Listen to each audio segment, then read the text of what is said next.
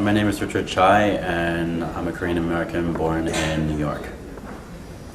I moved to New York City when I was 17 years old, just finished high school, and a cousin of mine had an apartment on the Upper West Side, so I crashed there for the entire summer before I started college.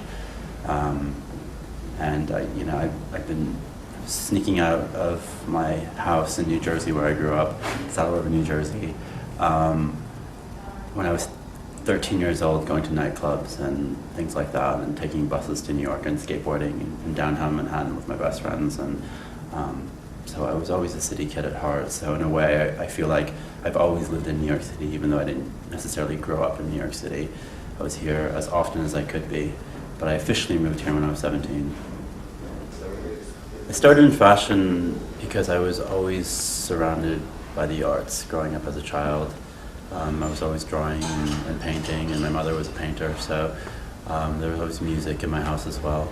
And at an early age of 13, I used to come to New York City and take classes at Parsons at night. My mother would drive me in a car and read a book while I would take these graphic design classes, which at that age were very philosophical and maybe too conceptual. And one day the class was moved to another floor and the elevator door opened, and it was really cinematic.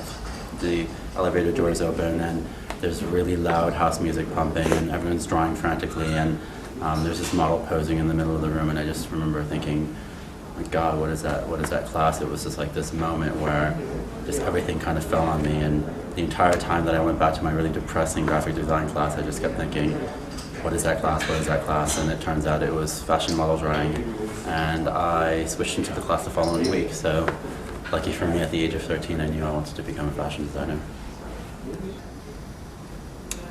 I've been really fortunate in my career to work for some of the most incredible designers. I remember being 18 at the time. I had just finished my first year of college at Parsons, and it was my foundation year, so that's basically fine art, and I hadn't even started in fashion yet. And I put my resume together to try and find an internship, and I was, sending it to everyone out there, and I got a call back from the Jeffrey Bean Design Studio, and I went in for an interview, and I met with someone by the name of Albert Albaz, and he hired me on the spot as an intern, which was pretty amazing considering I had no experience at all, and I hadn't even done proper fashion schooling at all. And it really set the standard for me in terms of what a design house is about. To see someone working on one dress so meticulously for months on end, and just a real attention to craft. I mean, Mr. Bean was really the only American couturier, and to work under someone like Albert Albaz, who clearly we all know is incredibly talented, I think that really was such a strong, and when I still think about it to this day, a very touching moment for me, because I think it gave me an opportunity to see something that sets such a standard for me as a designer, and have such a sense of pride in what I do. So I think that really resonated with me, and to this day is one of my greatest experiences.